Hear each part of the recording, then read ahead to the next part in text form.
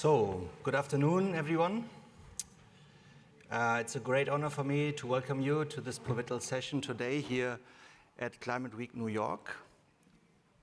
My name is Joscha Rosemusch. I'm working with the Climate Club, the interim secretariat of the Climate Club, that is jointly hosted by the International Energy Agency and the Organization for Economic Cooperation and Development. And the Climate Club is an international intergovernmental initiative that is currently has 42 members and facilitates cooperation and collective action on climate mitigation.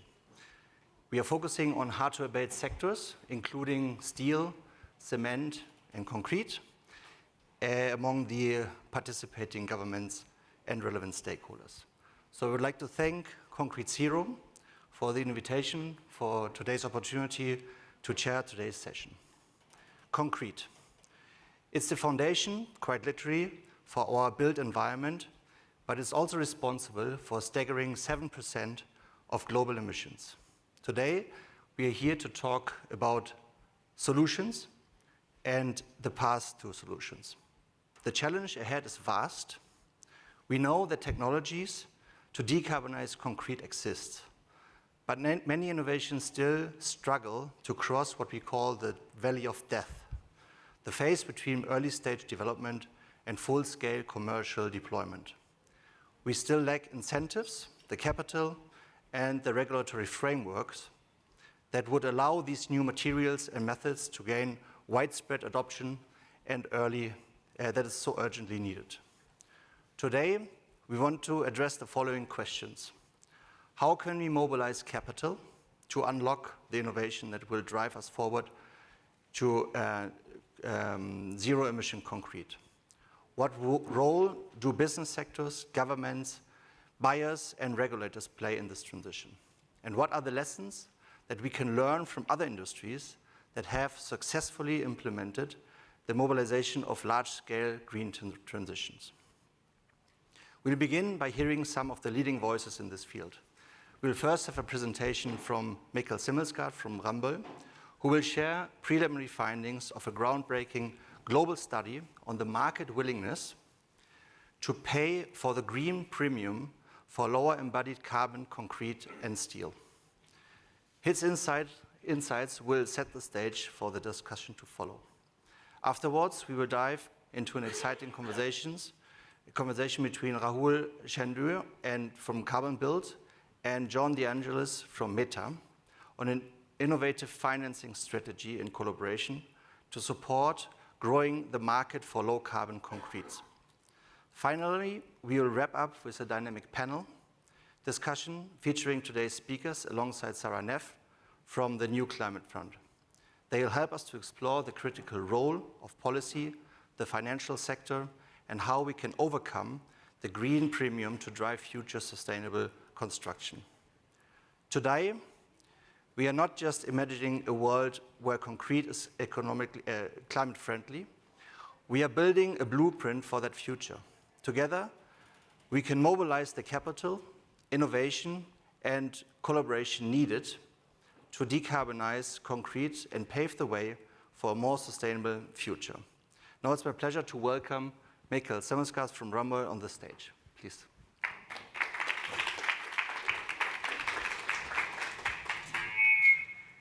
Good afternoon, everyone. Just so that if I do forget, then there are freebies down behind when you leave the room. So, just very short, I'm coming from an organization called Ramboll. We are a foundation-owned company. We are engineering architects and engineers. We are approximately 18,000 people around the world, of which a little bit more than 2,000 is over here. And we are foundation-owned, and I'm often asked, what does that mean? Because how can you be like that? But for us, that just gives us a long-term perspective on profitability and how we actually want to work in the world. And of course, as part of that, we have also committed to our long-term SBTi targets. So we are, of course, want to and need to walk the way that we all need to be able to deliver the Paris Agreement. And when you look outside and you're here in New York, then you kind of not surprised how much 15% of the global emission actually is that steel and concrete is. Try to look outside and imagine that a city like this for the urbanization needs to be built, what is it, every month or so? We will have to accommodate room for approximately 7 to 9 million people around the world. So of course by that, the concrete and steel are fundamental things for how we actually need to operate in the future. So what we actually just set out to do in the report is to figure out by asking, are we willing to pay?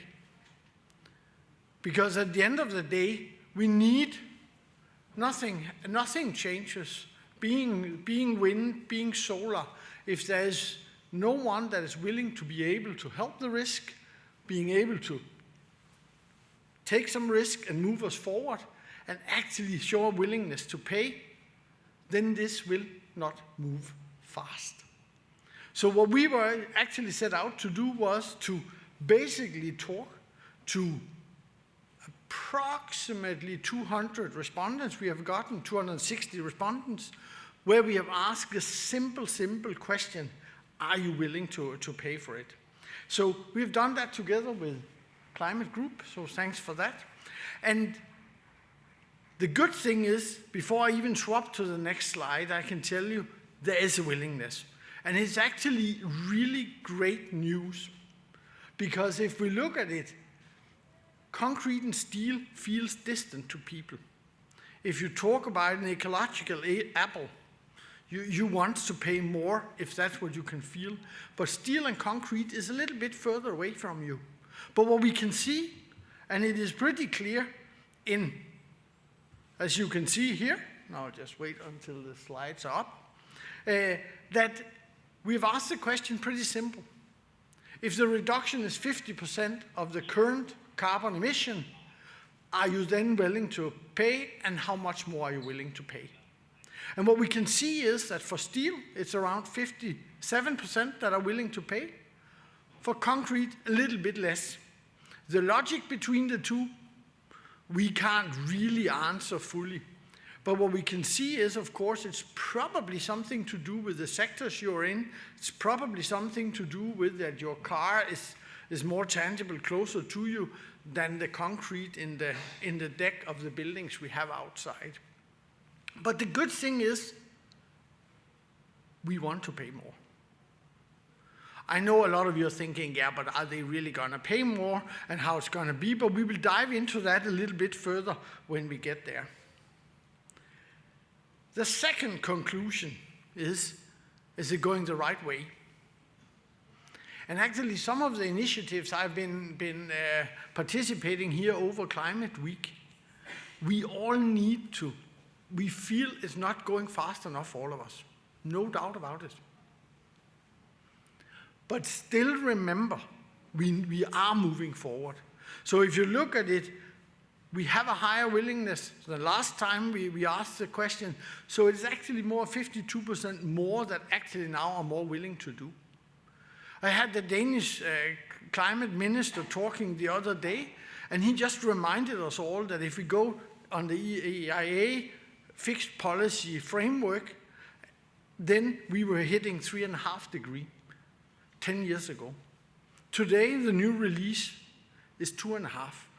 So at least no matter whether we have the feeling that it's not going fast enough, we're not willing enough, we are not committed enough, let's at least this afternoon try to have a little bit of optimism still, that people are willing to pay, and it is moving forward for how the global emission actually is happening.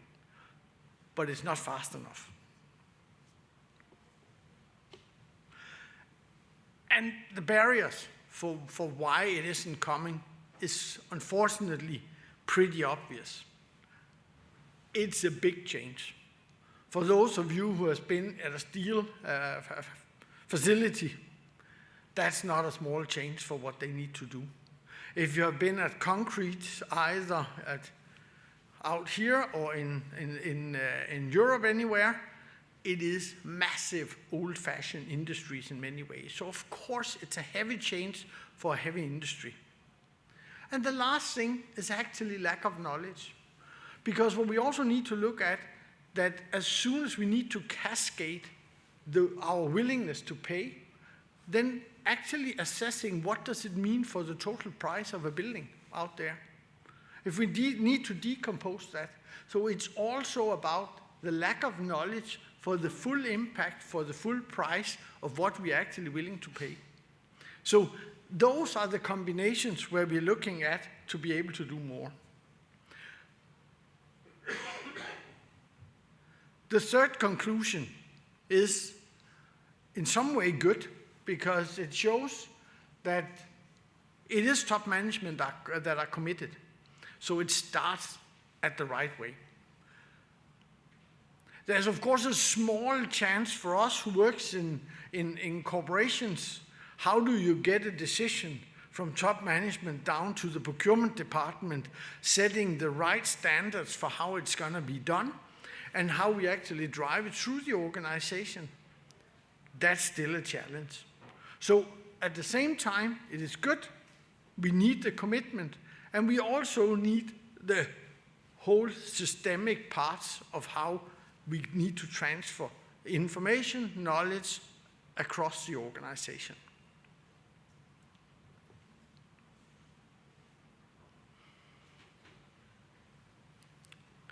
I spent my morning with GSA, so the federal purchasing one. I can't even recall the amount of money that they were procuring across for the federals. It's an amazing. And actually what is clear is they came with a very, very positive attitude. And if you look at that, then that's also what we see here. It is more obvious for government organization to do it than private organization. That's what the number says. Is it a surprise? Yes and no, because at the end of the day, a private company, we would always say, yeah, but can we get somebody else after us to pay? On the governmental side, you're the final end consumer in many cases. And that's, of course, why we probably see that change in it. But for me, it's also positive, because we can get an enormous momentum in the world. And actually, the public procurement is not fully half, but it's approximately 40% of all procurements of concrete and steel in the world. So it's actually massively influential just to see that development.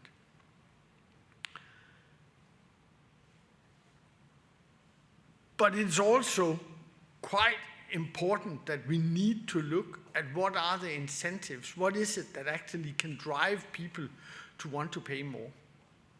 So the conclusion is also that we want the governments to help us. And why is that needed? Because all of us consumers, we want it. I'm actually sure if I go around the room here, I will have full commitment, probably also because I'm at Climate Group, so I'm at Climate Week, but at least I'm pretty sure all of us is willing to pay that extra little premium. The reason why we believe that the answer that they need government support is, of course, to de-risk investments. So if you need to change your production, if you need to change, if Heidelberg needs to change the way they do their concrete products, they need to have certainty that it is actually going to pay at least for a transition period. So that's why we are looking at it. We can see then that some governments are doing it. We're seeing it in Sweden with the former H2 Steel. Now I can't remember the new brand name. Apologies for that, H2 Steel. But basically, we see a real change in some governments being able to actually support and subsidize. But it's not always. So if you look at the key takeaways, we are willing to pay. They are also willing to pay now. They are even more than last year. But we need support. We need to have somebody that supports and facilitates the change because of the massive risk in such a transformation. With that said, thanks for your attention, and just remember that we are going to build one of those outside the windows here around every month to be able to host the urbanization of the world population. So it's going to be a lot. Thanks. Thanks, Mikael. Thanks, yeah. Thanks. So thank you for these interesting insights. Also the last conclusion that you presented on the role of policies is obviously quite important for us at the Climate Club. And we see, as you see, quite some policies that are being developed and deployed in some countries, while others are still learning, and we need further deployment. So thank you so much, and make sure that you grab a copy of their report, either online, or I think you have some printouts also with you at the corner, yeah. All right, so with no further ado, I would like to ask Raoul and John to join us on the stage here. We will hear from the two of them on an innovative financing strategy that they are currently applying for concrete. So have a seat, I will leave you on the stage. All right, thank you. Great, so I can start. I'm John DeAngelis. I'm the head of clean technology innovation at Meta. And so my team really leads the commercial solutions on 3 key areas. So we partner closely with other folks internally, but we help to lead the implementation on carbon removals, on value chain interventions, and on emerging energy technology. And so, Meta, as many folks know, we have been net zero for our operations since 2020. We're one of the largest corporate purchasers of renewable energy in the world, with over 12 gigawatts under contract in 6 countries, and 8 gigawatts of which is already operational. And so this helps to match and support 100% of the electricity use in our data centers and offices. And the key part about that for this conversation is we're starting to apply the lessons learned in the energy space and how we've been able to scale our impact on renewable energy and apply those in hard-to-abate sectors like concrete and steel. So really looking forward to getting into it. Awesome. So just a couple introductory comments from my end. This is my first Climate Week, but I've been working on climate tech for 24 years, so that's nice to do something new. I've been an employee, I've been a 3-time founder, and an investor, personal investor in probably 30 early-stage climate companies. So, big chunks of time prior to getting into the built environment on fuel cells, advanced biofuels, ocean energy. Left the space for a while to work on cancer diagnostics. So, hard stuff is what I enjoy, and coming into the built environment was certainly core to that journey. So CarbonBuilt's a company that I spun out of UCLA about 4 years ago. I joined the company just before we were awarded the Carbon X Prize for carbon utilization, which is one of the key aspects of how our technology works. So we replace Portland cement with a binder that's composed of high-volume industrial byproducts, combine those with carbon dioxide in a cost-effective manner. So we spun it out about 4 years ago. Our first customer shipped the first product made from CarbonBuilt technology in April of 2023, so a little over a year ago. And for the past 5 months, they've been, shipping 120 tons a day of concrete block, which is the capacity of the line we converted every day, 5 days a week. So that's why we're here, and excited to have Meta helping us on this journey. Yeah, so we're going to talk a little bit in the context of an agreement that we just announced this morning to help CarbonBuilt to scale a lot further and deploy and retrofit multiple facilities. So as Meta was looking at opportunities where we could kind of leverage our scale and help to decarbonize faster, one of the things and the opportunities we were looking for, both incremental change ends up being very important, but also step change in carbon reductions and scaling up those types of solutions is something that we were looking for. And so as we ended up working closely with CarbonBuilt, we found an opportunity to scale that, but also in the context of not necessarily a premium on a unit cost basis. And so, Rahul, I guess I'd ask, for folks in the audience, if there's really not a significant premium on the unit cost basis, why do you need Meta? Yeah, no, it's a great question. I think to understand this, you have to understand a little bit about the concrete market and how it's structured, why it's different. Let me preface this by saying, though, there are no silver bullets in this space. That's a common phrase, but I think it's important to understand here. There's no one technology that's going to solve anything. Personally, despite what I said earlier about some of the other things I've worked on, I am, and maybe it's getting close to 50 and then hitting 50, I'm more biased to the near-term stuff than I would have been 20 years ago. So that certainly influenced what I chose to do in this venture. And as I looked at this space, profitable replacement of cement by an existing concrete producer just seemed to me like the fastest thing to do, right? If you're looking at the next 10, 20 years. So that's why concrete. A few things to understand about concrete. Concrete producers are not like cement producers. They are, this is a hyper-local business made up of small and medium-sized companies, very low margin. There are many intermediaries, so generally the person who's at the end of the value chain, the buyer, is not ever talking to the concrete producer. They've got a general contractor. The general contractor has a concrete sub. The concrete sub might deal with multiple providers of concrete, and that gets in the way of a lot of sort of normal purchase decision that you might want to see. For any concrete plant, we could have a good discussion about how many people are willing to pay a premium. I might argue with the findings of our intro speaker, but I think we could agree that today a very small percentage of buyers or jobs for any plant, right, which is the place you're going to implement a new technology, a very small portion of them are interested in paying a premium, and if they are, it's going to be very small.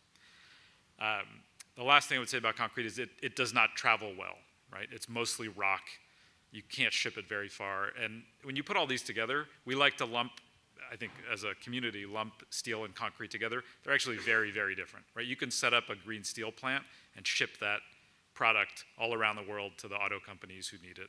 You cannot do that for concrete. So for us, that led us to this producer-centric model where in many ways, for the start of our Carbon Built, we sort of put demand to the side and said, we have to make this profitable for a producer so that they want to make all their concrete this way. And if we can't do that, it's not going to get started. So as John said, yes, our unit economics are good at the plant. CapEx at the plant is low, and that's all good. And we've proven that now, so the tech risk is out. But to scale this and go fast, which you'll remember, that's my objective here, distributed capital investments are still required. And those come in, I'd put them in 3 buckets. One is we're trying to move industrial byproduct materials. We're trying to move them cost effectively and quickly. And that means we need regional production facilities where we can bring that material in, blend it, store it, distribute it, test it, do quality control on these, and do that all efficiently. And that, while that's not sexy new technology, big $100 million investments, it does take something. So that's one. Upstream of that, some of the most interesting materials that we could work with can't get put on rail easily, right? Again, not rocket science, but someone's got to put that investment in. There's always this chicken and egg of do you have the volume to do that or not? And this helps us unlock some of that. And then the last thing I would say is downstream. At each plant, we have a choice of how much CapEx we put in, or the producer wants to put in, I should say. More CapEx, more climate impact, more cost reduction. But generally, that's not how you get things off the ground. You want to keep CapEx to a minimum. So this unlocks, and these type of deals let us go a little bit further than we would do otherwise, and push more cement out and more cost out. And I think one of the things that you said that really sticks out to me is more, faster, at scale, right? These things, sometimes there's this binary question about would it happen or won't it happen on its own? And it's not really a binary answer. It's an answer of how fast can we prompt things to go and how quickly can we scale technologies that exists today that we can deploy and create meaningful step change in carbon reductions. And like that's for us what we're looking for is like we are trying to get, scale up the production. We're trying to displace emissions at the source because it's how fast we can go ends up being so important. In addition to it just being able to occur at all, it's how fast it can occur that really is a big driver. No, totally. So I'm kind of curious, John, why do you focused on concrete, and what unique challenges or issues do you find when you think about it from your perspective? Yeah. So for Meta, as folks would expect, right, our global infrastructure is what enables us to deliver the products and services that billions of people use around the world. And data centers play a big role in that. But concrete, as well as other kind of key hard-to-abate industries, represent a big chunk of the embodied emissions associated with the data center infrastructure and associated with our upstream value chain and how everybody else delivers the products and services that we utilize. And so it ends up being a really key target for us of like how we can go about addressing one of those important emissions sources. And the way that we do that is we kind of have to take this broader approach rather than, as Rahul pointed out, there is no silver bullet, right? So of course, what we're primarily doing is the first thing is how do we densify our infrastructure, right? Like how do you deliver more megawatts of compute with smaller spaces and less concrete? Because the more we can displace the use of the materials, the better. The second is, for us, we've improved our specifications. So actually speccing out low carbon concrete in targeted areas of the data center. And then the third is to collaborate with the industry. This is a model that Meta takes kind of across the board, is how we can either open source or collaborate closely with peers across the industry to drive change. And so Meta has worked with the Open Compute Project to test low carbon concrete and to hopefully kind of dispel some of the myths about using new products in highly technical spaces that really need key delivery. But to be really frank, like that's not enough. It's not fast enough for us to get where we need to go. And so the other approach, and this is what we're kind of doing here and what we expect to kind of do across hard-to-abate sectors, is we're also targeting emissions at the source. So we're trying to help scale up operations of folks like Carbon Built, of other folks that can help to deliver these step change emission reductions, and being able to deploy agreements that can help scale up their ability to produce much, much faster. And so that's kind of one of those key items for us. It's like we have to, of course, push the suppliers. We have to collaborate. We have to spec it out, but we also have to help to incentivize the production and get that scaled quickly.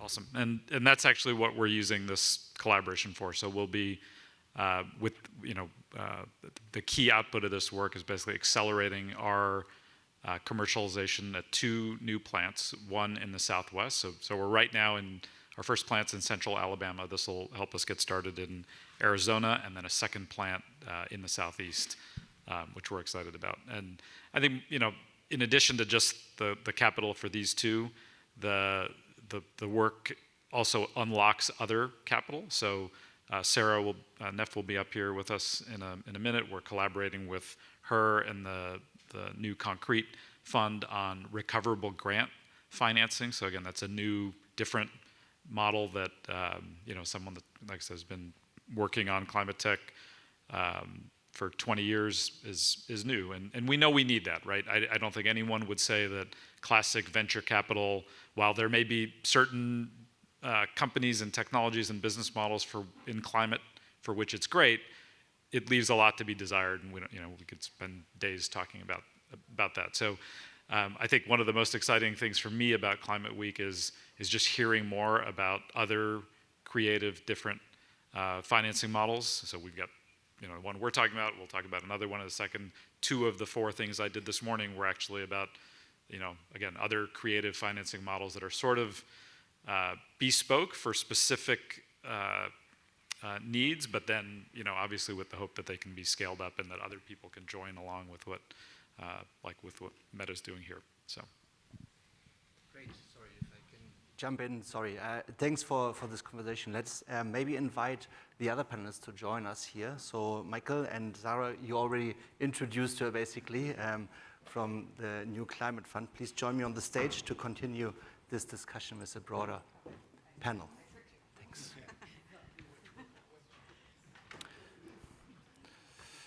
Oh, sorry. Thanks. So Raoul and Michael and John, many thanks for this interesting insights and conversation that you already had. So Sarah, in this bigger round, can you kick us off? We are curious to hear your thoughts on the model that was just presented and maybe also to see how this complements other financing models that are out there, including the one that you are working on and have just launched, please. Absolutely. Thank you so much for having me. This is very exciting. I could talk low carbon concrete all day long. So I just want to introduce myself, Sarah Neff, who in the day job, I just started Microsoft 2 weeks ago. Don't ask me anything about Microsoft. I don't even know what the acronyms stand for yet. But basically, I spent the last 3 years working at Lend-Lease, which is a construction company. And with an absolute zero target, it was very clear that there wasn't really a path to zero in the concrete industry. And it's really hard. Construction companies, as you know, Roel and I think both have feels about the willingness to pay. You know, at least in the US, operate at about a 3% margin. And that's just really tough to pay any sort of premium. And after working on physical offtake deals that were just really, really hard for us, we don't like predicting when we're going to have volume or where, as we mentioned, can't ship it. I was just frustrated that we weren't accelerating the decarbonization of concrete fast enough.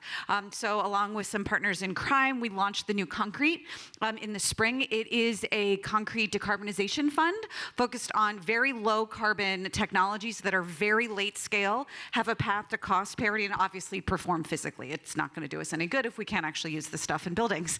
And so we are so excited. And basically the idea is we're trying to solve this issue where there isn't large scale project finance. Concrete is not a great fit for traditional project finance. The historic cash flows are difficult. You know, it's a commodity product. Willingness to pay is tough. There's just a lot of high capex. And so we decided to launch this fund focused on philanthropic and institutional capital to come in and be that catalytic capital through the recoverable grant. And the idea is we're going to help bump that IRR, you know, for a mezz debt from like a 6, 7 to maybe like 11, 12. And maybe that will be able to unlock traditional finance to help these things get to scale. So we're really excited to have our first project. It'll be with Carpenville. We worked with a family office who's excited to do this. I mean, concrete is great because it is the second most impactful investment anybody can make in carbon avoidance. The first one is alternative meat. This is all according to the World Resources Institute. And believe me and my family are keeping the Beyond Meat company in business single-handedly. But it's like concrete's number 2. It's a solvable problem. It's a fast problem. We can get there. And we're really just excited to be working with Carpenville, who's, you know, Lend-Lease has loved that technology for a long time. We know it. We trust it. And so we're excited to be investing in one of their new facilities. So that is the role we're playing. Thank you, Sarah. Very exciting. Very thanks for these insights. I would like to come back to you, Michael. We heard about the willingness to pay green premium, even though it was challenged already. Would you, from your study, would you see that there are differences when it comes to public procurers or private procurers, and what could this potentially lead for implications for strategies for commercialization and policies? Yeah. I think we need to start here, Raoul. You were a no. Meta was a yes. He was willing to pay. Were you willing to pay or not pay? Well, I'm not speaking for Microsoft, but okay. at least the willingness to pay. I was just trying to count. Sarah's buying Beyond Burgers. She's willing to pay a premium. Yeah, I'm willing to pay for Beyond Burgers personally. So I was just trying to get to my 50%. Oh. So that's basically it. No. Yep, but there is definitely. It seems in the numbers that there is quite a delta in between. So it is public procurers that has the greatest interest. And actually that also for us would indicate that that's a good place to get started, because there you have quite a direct line to what you need to do. And they are not a small procurer of both concrete and steel. So we definitely see that as a faster way, because it can be put into procurement policies, procurement strategies pretty easy then. Yeah. And I would say it's not just a binary thing, right? This is one of the most interesting things, and Rahul hinted at this. But when the supply chain has as many tiers as it does, just because the company at the end of the tier of the supply chain has a willingness to pay does not necessarily mean that translates all the way back at the producer level, right? And this is where the implementation of these things really comes into play, is how you actually express that willingness to pay, or where it gets implemented, and ensuring that that can actually get to the producer level is extremely challenging in a disaggregated industry, in an industry that has many, many tiers of the value chain. And that's why it's so important to be able to do these types of arrangements where even if you aren't being able to kind of directly physically take the material, that you can still help to scale up the technology, because we have to really address the emissions at the sectoral level. And so it's not necessary. The whole point is everyone's right. Yes, there's a willingness to pay on some, there isn't a willingness to pay on others, but sometimes the willingness to pay is very difficult to translate. Yeah, and that's also what the study shows, that it's the lack of knowledge from how you actually see your way through even in your own little supply chain, but then trying to imagine all the tiers that you have to go through. Yeah, I mean, it's really hard. I mean, I can tell you in construction, like, even if a client, what is the first thing we always hear? Well, the client didn't ask for it, right? So the construction companies, the general contractor, even the sub, has to be willing to bring the opportunity, has to know about the opportunity, has to have the specs written in such a way that the opportunity is even possible, right? And that's difficult. There's another big group of us working on the demand side, which I can talk about performance-based specs all day long too. But you have to be able to actually translate that from the end client, and we had the end, when I was in construction, and clients who were willing to pay, but that's because we brought them that opportunity, right? And they're not, they don't know to ask, right? And New York, by the way, is a fantastic market for low carbon concrete. It's like the coolest stuff is available here. I wish I had it where I live in California. And so there's a lot of innovation, a lot of knowledge in this local supply chain that I don't see everywhere. Yeah. So, I mean, we know that there are some demand-side creating initiatives around, right, from the public, but also from the private side. You talked about, let's say, the marketing aspect, right, of these technologies and products. So how do you see these initiatives, let's say, play a role in creating this kind of demand? Yeah, I mean, in particular here, this allows us to focus regionally. We can stand up, thanks to these two sort of creative catalytic capital initiatives, we can stand up economically viable, scalable production regionally. We can use that to then grow quickly, bring in other materials that require some volume to unlock, and these things just become a virtuous cycle. So it takes a little, something little to get it started, and I think that's where we're going to be focused for the next 12, 18 months, is just trying to ramp customers as quickly as possible. And I think quite exciting, having worked at a lot of unprofitable companies that still manage to have success raising capital, going public, while being unprofitable. I mean, we can see a line of sight through this stuff to cash flow positive in a very short amount of time, and that's pretty exciting. Yeah, absolutely. And just so you know, like, this is not even that much money. Like, when we run our numbers, it's like less than $1 billion would really catalyze the market for low. I'm not saying that solves the entire problem, but it really gets a lot of folks over the hump to commercialization. It's, in terms of the many billions being spent on climate, given the impact, it's not actually, that's the thing that's so frustrating about it, is it's not actually that much money that it takes to help folks sort of get over that hump. And so it's one of the reasons we're really excited about it. One of the reasons we love Carbon Built is we, absolutely clear path to no premium, right? But we have the late stage technology. It's just a matter of kicking it a little bit with some catalytic capital. Yeah. Maybe back to you again on the demand side, let's say, creating initiatives. I mean, do we actually need them if there are, let's say, technology solutions out there that do not require premium? Carbon Built is good when they can do it without the premium. I do believe if you look at green steel today, it still requires a premium. So I'm really all in to making sure that we get clear demand signals, because if you look at it, it's for the For carbon built, it is smaller sites, smaller investment. But if you move into steel, if you move into other parts of the value chain, you need to have clear demand signals to do those kind of bigger investments. That's where the market benefits. It's a lot of work to get out to all the individual small areas, but at least the risk picture looks different. And for the bigger risk, to be clear, I would say like we're focused on a very specific segment of the market that we can make this happen, profitably. There's, if we want to go faster collectively and we want to take on more of the market, absolutely getting people willing to pay more is going to help that go faster. So don't take my comments as that we don't want it to change. But one of the things that will help is once they see low carbon concrete out there and it's actually out in, they see it in a paver or a block, then they're going to want it in their skyscraper, and it's all going to help. Yeah, and don't get me wrong, there is a scale-up premium right now. That's exactly what we're trying to tackle. But for so many of these companies, there is a clear path to cost parity, and that's what we're excited about. Exactly. Yeah.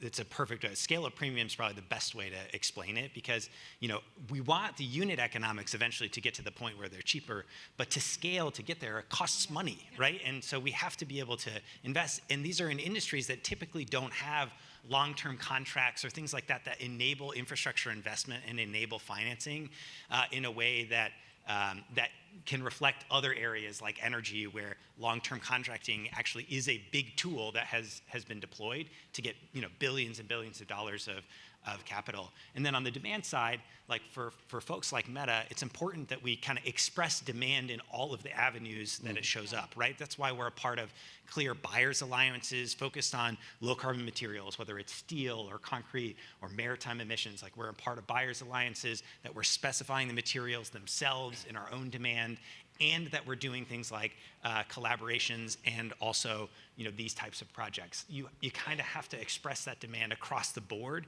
to be able to continue to move things forward. Yeah, and you talked a lot about government procurement. The reason we need the philanthropic capital to come in, so if you have a lot of philanthropic capital, come talk to me, is that in the US, the government did, I applaud the work of the OSED grants in terms of investing in low carbon concretes. That was great. But our procurement isn't set up for the ultra low carbon. The buy clean dollars have to be spent on the top 20% of materials currently available. So if I would like carbon built in Alaska, it's not there, right? They can't buy it. And so that's hard. It was hard with Loan Program Office because of the probability of repayment language was written to make it difficult. There's not IRA money because of the production tax credit. That's why we have to come in and so great investment has happened, like yay, points, but now we in the private sector and philanthropic have to come in and kick the rest of it. Thanks. I would like to come back to something you mentioned, John, about the learnings or models from the energy sector. Asking you as Meta, who has also championed transitions of this nature in other sectors. What can we learn from let's say other challenges that you have gone through for the concrete sector? Yeah, so on the energy side of the house, a lot of the lessons learned were around how long-term agreements can help to unlock the financing stack that can lower the capital costs and help to enable deployment at scale. Like those are things that is a proven model to help infrastructure get built. Also, what we have done personally, like the approach that we take, like we're lucky to be in a position to be able to do some of these on our own, these bilateral agreements and things to help to catalyze new production or new infrastructure ourselves. But what we want to do is we want to do it in a way that we can share learnings with others and that we can create replicable structures that can be deployed by broader swaths of buyers, right? Like that's the important thing, and we've done that on the energy side. Partially through groups like SEBA, but also partially through even the structures themselves. When we create a green tariff and work with a utility, we try to make that open to others to be able to use, rather than just doing a deal for ourselves. And that's been able to enable really large scale change. If you look at the Southeast and TVA and a lot of the work that's gotten done there, having a program that has helped to unlock the demand that exists and being able to kind of focus that demand, those are the kinds of models that we like to support here too. That's again why you see us in buyers alliances, but that's also why you see us do these types of agreements, is we know we know that they catalyze infrastructure. Interesting. Yeah, I mean the energy sector in this sense is far ahead, from the concrete sector when it comes to models. I mean, Raul, you have been, venturing also in these sectors. You want to comment on this too? What can we learn from others? Yeah, I think. I mean, there's plenty to be learned. I would say the one maybe takeaway for folks to think about, especially in terms of a need for creativity, is not. You've heard it mentioned a couple times. It's not that there's not long-term contracts. There's not even short-term contracts. Right? It's all PO to PO, spot market, and that sort of forces new thinking, right, on how you get these things to move. And so whether these exact structures are going to be the perfect ones, we don't know. We'll find out, right? We're gonna go try them. We're gonna learn things. Meta's not the only company building data centers at a fast clip with carbon ambitions, so hopefully there will be others, helping us run the next experiments and those beyond that. But it's going to take some experimentation because I think there are many subsectors, within climate that are taking the project finance model and just trying to apply it. And I'm sure concrete is not the only one where there are not long-term contracts, but that itself is requiring innovation. Yeah, and even energy, despite that they are well ahead, then if you sit and discuss green hydrogen these days, they also need a demand signal. True. So in many ways, it's ahead, but it's not that far ahead still. At least that's all the morning sessions I've had. Yeah. I think what gets me really excited about concrete is, how long does it take to build a new offshore wind facility, right? Like, I mean, the permitting and the everything and the construction. I mean, Rahul is up and running, getting to scale so fast. And so I think also maybe the energy sector has taught us to wait a little longer. We don't have a long interconnection queue, right? I mean, we can actually do these right now. I'm not a good delayed gratification person, so I want the immediate climate action. That's really what I see here. Okay, many thanks. I have a last question for you before we close this. You know that the topic of this year's New York Climate Week is it's time. So I would like to ask you, all of you, what do you see 6 months down the road from today? What are you doing in 6 months to drive the decarbonization of the concrete sector? Maybe we start with you, Michael. We have set out as a partner for sustainable change to actually make sure that for every project we do, we force the question in. So when we support building data centers, or when we support building the buildings out here or elsewhere, that we actually have all our 18,000 engineers just remembering to both ask the question and force a solution in for more sustainable solutions, because that will then force it to the table of the ones that then has a hard time seeing the way through the demand chain. So in that regards, that's one of the very concrete things that we have asked ours to do. And of the 18,000, around 4,900 is in the built environment. So if we then remember to ask that, the 10 projects we run per employee per year, that still gives some questions. Fantastic, and I'll do the alchemist, just like saying what I want the universe to look like in 6 months. So we hope to be doing more deals. I would love to see us doing not just more work with carbon built, but also for ground glass pozzolan, for other cement replacers, maybe on the aggregate side. And so I think we would see deal flow coming in, and then also those loans getting those recoverable grants becoming part of a syndicated financing package, so that other folks are also coming in and making the deals more attractive. I'd also love to see the funding mechanism currently missing is like Mesdebt, who's willing to kind of take this kind of risk. So I'm really hoping that like in 6 months we have a line of sight towards who is going to start playing in that space. Yeah, so I'd echo a lot of what Sarah just said. I mean, we just want to see more done, right? Like, and this is the interesting thing, sometimes folks look at us and they'll say like, well, how do you compare to your competitors, or like kind of do it? We want to see everybody. We want to see a lot of announcements. We want to see a lot more deals getting done. We want to see it done in buyers alliances. We want to see it done in SPECT. We want to see it done in bilateral agreements. We're running a new RFP. This actually came from an RFI we ran last year to just kind of get a pulse of like, where is the market on a lot of these hard to abate sectors? You know, just by the name of it, hard to abate, you're like, okay, maybe the solutions are, you know, way down the line. But what we found, and why we're running an RFP now that actually closes on Friday, is that there are solutions we can implement now. There are also ones that are down the line that we want to keep in touch with and understand where there is that little inflection point that we can help to be the catalyst to scale. But there's also stuff we can get done now. So in the next 6 to 12 months, you know, seeing the catalyst for lots more demand, lots more agreements and announcements is what we'd like to see. Next 6 months for me are not missing the expectations of the two people on my left. So that's all. So I mean, for us, it's really about, you know, just getting back to what Sarah said, is just going fast. So this technology took 7 years to go from an idea to first pilot, a couple more years to get implemented and for us to work out the bugs at the first plant. And now we're trying to stand up another 3 customers by year end and hopefully just stay on that pace, right? So speed. Well, thank you so much. Please join me in applauding the panel for this very interesting discussion. Many thanks. Thanks for sharing your insights and experiences. I hope it was an insightful session also for you. I think this session highlighted the urgency, but also the opportunity to decarbonize concrete. The journey to ConcreteZero won't be easy, we heard today, but it's possible. Capital is there, ready to be mobilized. Whether through innovative financing strategies, policy leadership, or bold action from industries, there's a pathway forward. One of it is to build collaboration, creativity in recognition of sustainability and profitability can go hand in hand.